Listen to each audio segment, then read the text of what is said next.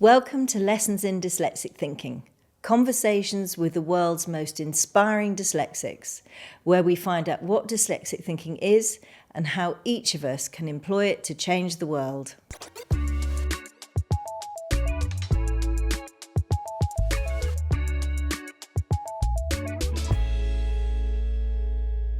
Today I'm joined by award-winning author and illustrator of the Tom Gates books, Liz Pichon. It's lovely to have you with us. It's lovely to be here. Liz, your books have sold over 14 million copies worldwide. Higher. 16 actually. Is it? Yeah, 16 million copies worldwide. And you've also won lots of awards. The Roald Dahl Funny Prize, Blue Peter Book Award for Best Story, Waterston's Children's Book Prize, and they're a much-loved series on TV too. But it's their multi-sensory blend of brilliant and funny stories, doodles, and love of creating that makes them so loved by dyslexics. You said, I used to love Beanos and comics and wanted to make books that had all the things in them that I would love at that age. I use fonts and illustrations to help tell the story. They add an extra layer so children get an awful lot of information, not just from the words. That insight could only come from a dyslexic thinker. It's an incredibly multi-sensory way to think. Do you think your dyslexic thinking has helped you do what you do? Well, firstly, I never set out to do a book for dyslexic children. You know, I never thought about, oh, this is going to be really good for dyslexic children. I think I was just doing things by instinct. So I think, yeah, you're absolutely right. I would never have done that unless I was dyslexic, because I think very visually, and also I've been working on picture books for other people. So other writers had, you know, that's how I started. So I was illustrating other people's books.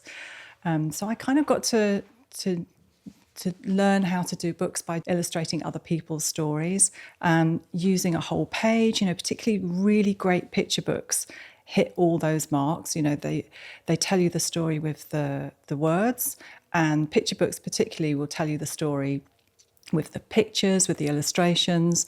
They use the different fonts, they use the page turning moment. You can have, you know, things to touch, and, you know, picture books really do all that.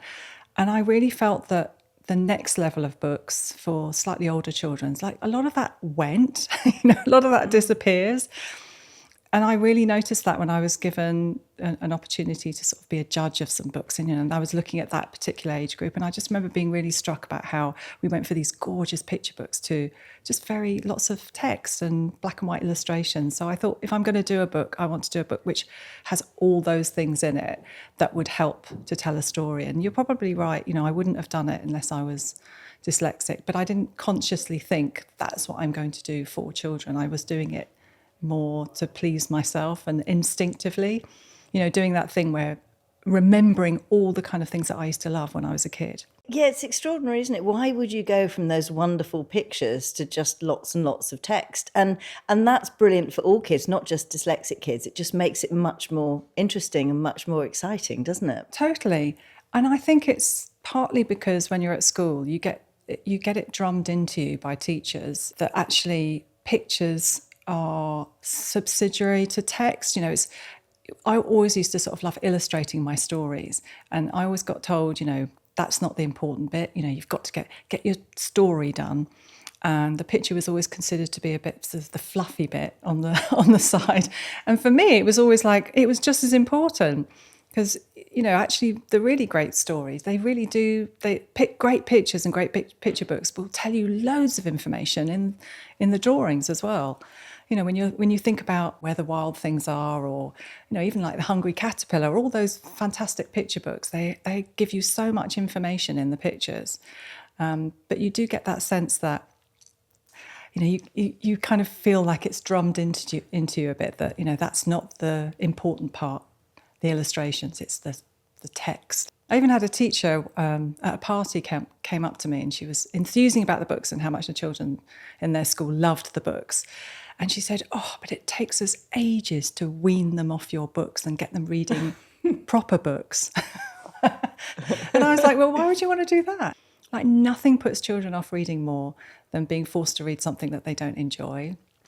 So that's how I approached it. Yeah, and there's so many ways to absorb information. It doesn't need to be the written word. It's brilliant and important, but there's other things you can add to it that give a much better sense of emotion and all sorts of things, don't they? I think that's really important, that there are lots of different ways to tell stories. You know, there are people that are fantastic, you know, just with the text but I had to find my own way to tell stories, and that's the way that I've done it. It's not the right way or the wrong way, it's just a different way. So, and I think that's really important to know, that, you know, everybody does things slightly differently. And it's really interesting, because I'm sure you found this as well, that when you talk to lots of creative people, that we all think very visually, and I'm always imagining what the scene will look like, what the characters will look like. And part of the thing that I had to learn to do was to get those images out of my head and onto a piece of paper so that I could actually work on them. So it's a really good way of working, and a really good way of telling stories is to do it visually.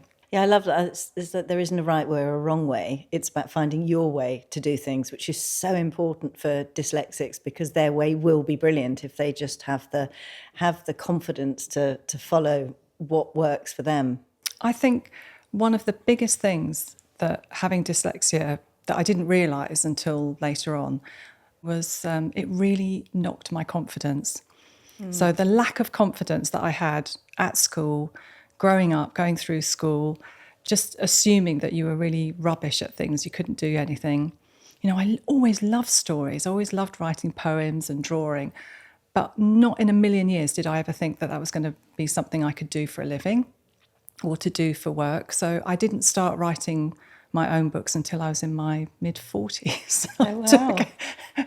You know, I just didn't have the confidence. For me, that world, that wasn't for me.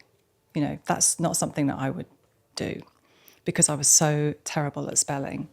So I think that's one of the biggest things that it really affected me. Yeah, and I think so many brilliant storytellers and authors are dyslexic. I mean, Agatha Christie, for instance, famously says that she was a very, very bad speller. And there is an obsession within the school system around actually making sure that children can spell. How important do you think it is that we kind of squash that and get children to really focus on what they're trying to say, not how they spell it first? I mean, if I attempted to do most primary school children's homework, I probably couldn't do it. Frontal adverbals, or, all that kind of. I have no idea whatsoever. I'm always thinking about conversation and character and how you would write something down, what somebody would say. I mean, obviously, children have to learn, that structure and learn the spelling. But it's so important to be able to learn how to get your ideas and your thoughts out of your head and onto a piece of paper. And you do pick things up, and you can, you can learn things. It just takes longer, that's all. There are just different ways to take that information in. And so much of the way that spelling and, reading, even just talking about it now, I can remember moments of absolute sheer terror and panic that being made to read out loud in school. Oh, we've all got that. And the spelling tests that we had, one of our teachers had... she used to do a sort of a times table test, and you weren't allowed to leave until you got one of them right. And I was always the last one. Just every day would be leading up to the panic about the times table. Obviously it is important for kids to learn spelling, but it's more important for me for them to be able to express themselves and to be able to get it out of their heads onto a piece of paper. And then once it's down, then you can, then you can sort of change things. And that's how I write now. You get it out of your head onto a piece of paper and then you work on it afterwards. But if you're so tied up with worrying about how everything's spelt, and so it just stops the flow of storytelling. It stops you being able to express yourself.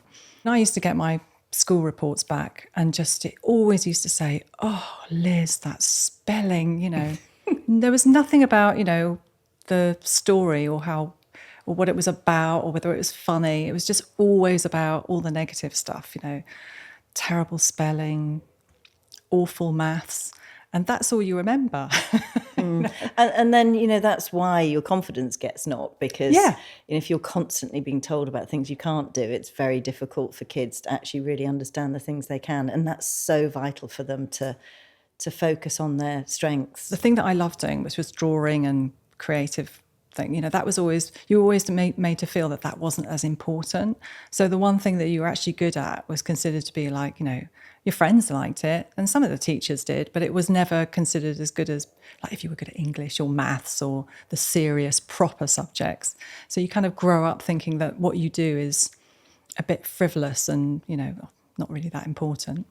Yeah, there are different types of intelligence, and we need to be focusing on all types of intelligence, not the sort of very linear way that people process and measure. Yeah, I mean, it drives me crazy. We're so good at creative things in this country, in particular, and it's just not considered to be, or not talked about, or not considered to be as important. And when you talk to creative people and the things that we're making, and music, art, and when they talk about technology, I always think, yeah, technology is great, but you still have to have the content to go on it. And that's one of the things that we're really good at. When we were doing the Tom Gates TV, we were looking at scriptwriters. I was being shown different scriptwriters, and I remember stopping this meeting in the middle, looking at these CVs, and they said, it was written for SpongeBob SquarePants and, this person, that. And I just said, God, I really wish that kids knew that this was a job, when you're at school, you just have this very narrow aspect, especially if you're in the creative industry, and if you don't see it, if you don't see that somebody's actually doing it or it's possible, then it doesn't get you thinking about the things that you can do and the things that you're good at. Yeah, and it's just about finding that one thing, Yeah. isn't it? So Tom, Yes. your main character, is also dyslexic. Is that character based on you? Oh, totally. Absolutely. I started drawing little sketches of characters, and this face kept appearing, the smiley face. Actually, some people say he looks a bit like my husband, which incidentally is something that a lot of illustrators do. We quite often draw people that look like ourselves or family members. But yeah, totally based on me. And people ask me why I wrote him as a boy character. And it was just because I kept drawing this character, and I thought, actually, that's who it's going to be. Lots of things that Tom does are things that I used to do when I was a kid. We've got some very nice caramel wafers here. I just started putting caramel wafers in the books because I used to eat them as a kid and used to play, the wafer trick where you'd eat the wafer and then you'd wrap it back up so that, my family would go to eat a wafer and there'd be nothing there. And I didn't actually make Tom particularly, I never talk about him being dyslexic. But I think just from the fact that, he likes drawing, he gets very easily distracted. I don't put any technology in the books, really. I try and put things in the books to show kids how to make things out of paper, how to be creative, just so it doesn't really date as well. And again, I never purposely sort of set out to do this, but I think part of the fact of it being quite general and about the things that I talk about, family and things that happen at school, pets, children all across the world are experiencing the same things, and they can identify with the sort of things that Tom and his family and friends do. If you were to go back to your 7-year-old self, what do you think your 7-year-old self would think about what you're doing now? I think most of my family can't believe. Actually, a lot of my friends can't believe it either. Being the person that was so bad at writing and spelling. I don't think anyone thought I'd end up in the literary world at all, especially not me. I'd be amazed, absolutely amazed. I have literally managed to make all the things that I loved doing when I was a kid, like making things. I'm wearing a pair of earrings today that I've drawn on. I'm wearing a pair of trainers that I've covered in very doodles. Smart trainers. Yeah. It's just, I really, you want to go back to yourself as a kid and just say, all those things that people are telling you aren't important are really important. Just keep doing them and don't be so unconfident about what you're doing. Just keep at it. Yeah, it's amazing advice for kids in school today. It's funny because when I go and do events in schools, I never used to talk about being dyslexic. I just used to talk about the books. And actually, part of the process of writing a book, suddenly realising that I had to go back into schools and I had to start doing things like reading aloud. I was absolutely terrified. So I had to find a way to do that confidently. And part of the drawing and drawing on the shoes was to help me do that. And now if I say to the kids, actually I'm dyslexic, I can look out into the audience and I can spot those children that the light bulb is going off and they're going, oh, so am I, wow, I didn't know I could, maybe I could write stories and books. So that's always a really nice feeling. It's so important, isn't it, for dyslexic kids to be open about their dyslexia, talk about their challenges, and also really lean into and recognise their strengths. Yeah, totally. I think when, I'm a child of the 70s, if you were dyslexic, then you were literally just considered to be a bit thick, not very good at things. I always talk about my love of comics. That's one of the reasons I do it. And also because a lot of parents, might worry that if their kids get stuck reading the same thing all the time, or they might worry if they're reading lots of books with pictures in, that they're not progressing. And I'm like, no, just honestly, if they're reading and they're enjoying it, that's the main thing. They will go on to read other things. But, it's really important that kids just get into the habit of picking up those books, picking up those stories, using their imagination as well. And like you said, if you don't see somebody doing it, if you don't tell people that you're dyslexic, then they might think that the things that they're good at aren't going to help them. And it's really important because it's vital. So it sounds like you have masses and masses of ideas and things buzzing around in your imagination. Too many.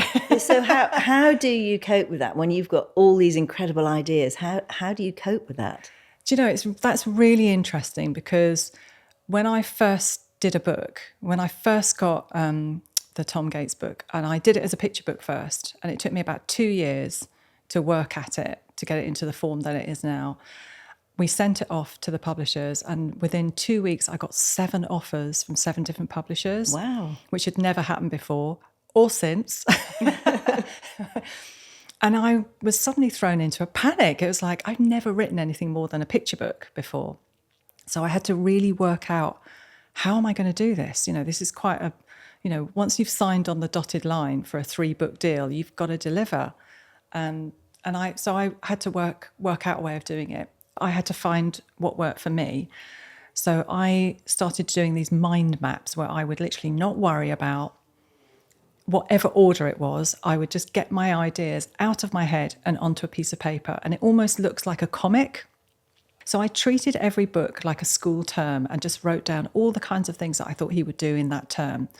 And as soon as I started doing that, little ideas started sparking off from it.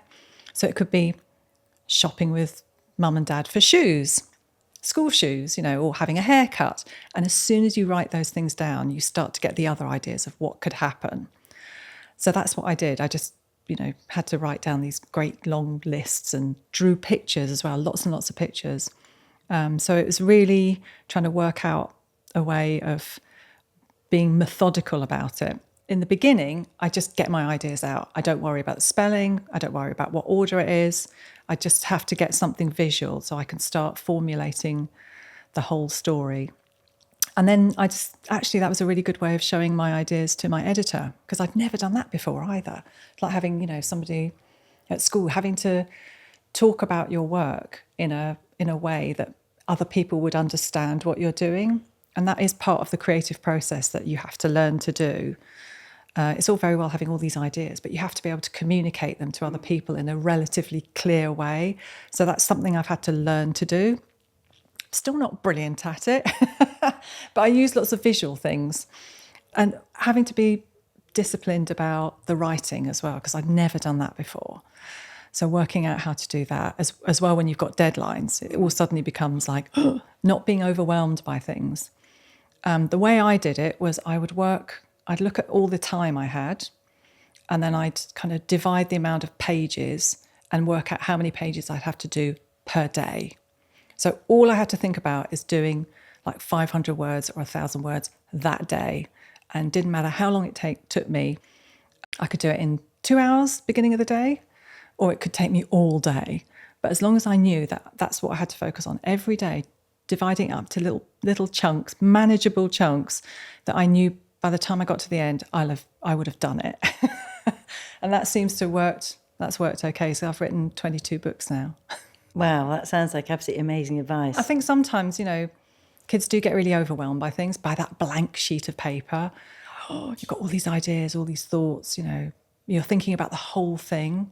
So actually just starting the process, realizing that it doesn't have to be, you can change your mind. You can do different ideas. You can swap things around. The most important thing is just to get things out of your head and onto a piece of paper or computer or whatever you're doing, to start the process. And then once you've started it, then you can start to mold it. You can start to edit and move things around. And I think lots of kids do get really panicked, like they don't want to start something and they don't want to make a mistake as well. I always say to kids if they're drawing, like, don't worry about making mistakes, because that's how you learn. And I'm still learning.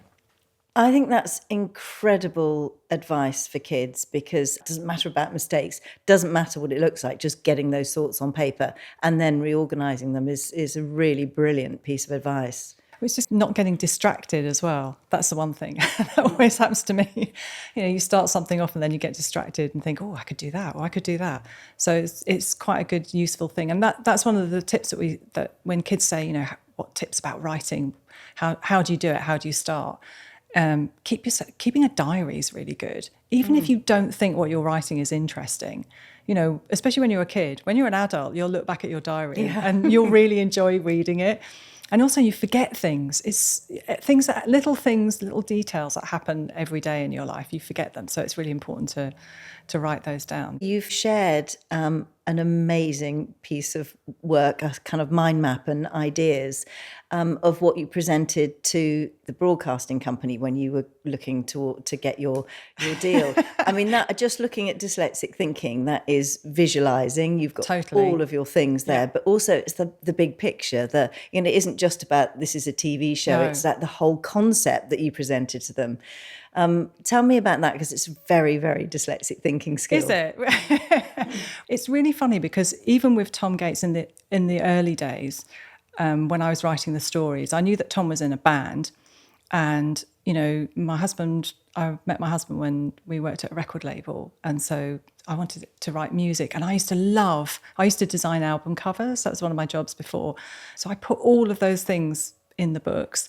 And so I was already thinking about Tom's world, how much bigger it could be. We'd already done songs, I'd already introduced the drawing element, the creative element. So when I got the chance to go and talk to the broadcaster about what kind of TV show it was, I made this sort of crazy map.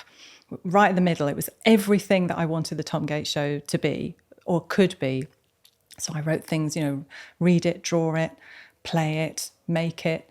I talked about when I do my events, how much the children enjoy drawing on their shoes and all the different objects. I just put everything down. I put the music, I put the songs, just all the things that I thought that I used to watch when I was a kid. So I loved watching programmes, the Saturday morning shows, Banana Splits, if anyone remembers that. No, I remember. I used to watch Double Deckers, which had songs and everything. So that Vision On, that was a really, Tony Hart doing all the drawing. They were all my inspiration. So I did all of that on this huge piece of paper and just kind of bombarded them with all the enthusiasm and what the TV show could be. And pretty much everything that we talked about ended up being in the show, including me for a short while. It's that thing that all the things that I've done in my life, all the different jobs, the things that I used to do at school, the different jobs I've had, they've all really helped me create this world. Everything's been really useful. Even things like, I used to do market stalls, and just being able to set your stall out and being able to talk to people. And I'm really nosy as well. I love listening to conversations. So, people watching, writing things down, if somebody says something. And I used to work in a shop, and that was always been really useful. And then doing greeting cards and characters. So everything I've done in the past has kind of led up to me doing the Tom Gates and then making that world bigger, being able to do products and like album designs. It's been great for book covers, that sort of thing. So even though you don't think it'll be useful when you're younger, which is why I always say to children, keep a diary, keep a scrapbook. Stick your crisp packets, stick your favourite sweet wrappers in there if you're interested in things, things that you don't think will be interesting now. will be later on. That's absolutely amazing. I know on your brilliant podcast, Tremendous Tales, you ask guests for a tremendous tale and a tremendous fail. Is there a tremendous fail that you can share with us that you've had, and how have you learnt from it, or what did that turn into? It's kind of a fail that turned out okay. But so I used to have a teacher at secondary school called Mr. Fullerton. And we discovered that Mr. Fullerton didn't have a television, which was, to us, was like, oh my God, sir, what do you do? And the idea he didn't have a telly. And he also didn't partake in any popular culture at all. So he didn't really go to the cinema, he didn't watch a telly or anything. But I suddenly thought, this is quite handy because he's our English teacher. And so if ever there was a time when I was supposed to have written a story and I'd run out of time, homework, I'd think about the telly programme I saw the night before. And I started writing these little stories, which Mr. Fullerton thought was amazing. It's like, oh, Liz, this is great. What a great story. I got a bit complacent about this. And then one day I wrote a story, which was basically the plot line of Jaws. About the shark that came and terrorised. It was obviously Jaws was out at the time, and I knew, well, he'd never see it because he wouldn't know what was going on. And he thought my story was so amazing. He wanted to show it to the deputy head, to all the other teachers. So it took all my convincing for him not to do that. No, sir, honestly, no, it's fine. So I got a bit more careful about it. Oh, that's absolutely fantastic. And Mr. Fullerton, he appeared. So I kept this little letter that I'd written to my parents. I must have been about 11. So we were on one of these holidays where it was, about walking and hiking and doing that. So I'd written to him that every morning we get woken up by all sorts of twittering birds. They sometimes come in through the window and have a look around. Last night we had a disco and all the teachers had a better time than we did. On the first day here, we went on a 12-mile walk, 6 there, 6 back, to a hill, just to admire the view. I was obviously fed up about that. We all had a good laugh at the gear Mr. Fullerton wore. He looked a right twit. Nice, hey, Mr. Fullerton. So I've drawn my parents like a picture. So I was obviously visualising and drawing, and the voice of Tom was there, like when I was at school, just saying, he looked a right twit. So I've drawn his, that's amazing. And I've written purple jumper, green Eric Morecambe trousers, because Eric Morecambe was a comedian at the time. And I've said socks, badge, and black shiny shoes there. So that really made me laugh. Did you have an icon, or was there an artist or a writer who you were inspired by growing up? Well, when I went to art college, I really wanted to do illustration. And my teachers and my tutors there, they kind of pulled a face when I said, I really want to do illustration. They were like, And they persuaded me to do graphic design, which actually in hindsight was probably a good thing because I learned a lot about fonts and text and things like that. But I kind of rebelled in my own small way, and I used to hang out with the illustration students. And if I heard about anybody visiting them or doing any drawing or anything, I'd see if I could sneak in. And one day they had a visit from Quentin Blake, and I couldn't believe it because some of the students were like, I'm not really interested, I'm not going to go. And I was like, I'm going, I'm going to go. So I snuck into his talk that he was giving, and he was absolutely joyful. He looks like his drawings. And he showed us all his sketchbooks, talked about what it was like getting the Roald Dahl text. And again, what we were talking about earlier, how he would have to read the text and think, what else can I bring to it? How can I add extra humour in the drawings? And I remember really clearly, he was talking about a bird pie. And he was thinking, how can I illustrate a bird pie and make it funny? And he showed us the sketch, which was basically like an old-fashioned pie with the bird's legs sticking out of the pie, And it was just such a really inspiring, really joyous talk. I'd never thought about, illustrating books before, but I think something logged in the back of my mind. And his drawings are just joyful and, really spontaneous, beautiful. So, yeah, but definitely Quentin Blake. Yeah, and of course Roald Dahl was dyslexic as well. So, oh, really? Yeah, which is not surprising when you think of his amazing characters and Yeah. phenomenal books. You kind of, when it makes sense, doesn't it? Totally. I mean, I think the twits, there's so many things in his books that I just think if I presented that to my publisher now, you wouldn't be able to do it. And also I loved his poetry as well, like revolting rhymes. They're some of my favourites. So I think the one thing that has really come out of this conversation, and I could honestly talk for hours and hours. So could I. But the one thing that's really come out, which I think is just so important, is the fact you need to give things a go and have confidence. What advice would you give to dyslexic children or dyslexic people, really? Because we know that dyslexia does knock our confidence at school.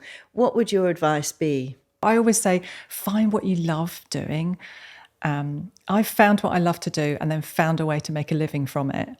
And even if you don't do that, just doing things for the pleasure, reading for pleasure, drawing for pleasure, doing things that, you really are good at. So I would definitely say, don't let being dyslexic stop you from doing anything that you want to do. You have to find a way to do it. It might not be the conventional way, but actually the way you think and the way that you see things is really important. And it's different. It is different from the way other people see things. And you can bring something else to the party that nobody else can. And that's vital. We need creative thinkers in all areas of life, everything. Solving problems in a creative way is really important, and something that I think dyslexic people do incredibly well. Amazing. Thank you so much. That was really, really fascinating. Thank you so much. Yeah, it's a pleasure. This podcast is sponsored by Microsoft, who, like us, are passionate about empowering dyslexic thinking. Their free tool, Immersive Reader, helps every dyslexic with reading and comprehension. Find out more by clicking the Microsoft link in the podcast notes. And if you'd like to find out more about what dyslexic thinking skills are and how to recognise them in schools, at work or at home, you can take our free training now. Empowering Dyslexic Thinking in Schools, available on Microsoft Learn, and Empowering Dyslexic Thinking at Work, available on LinkedIn Learning. And please subscribe so you don't miss out on future lessons in dyslexic thinking.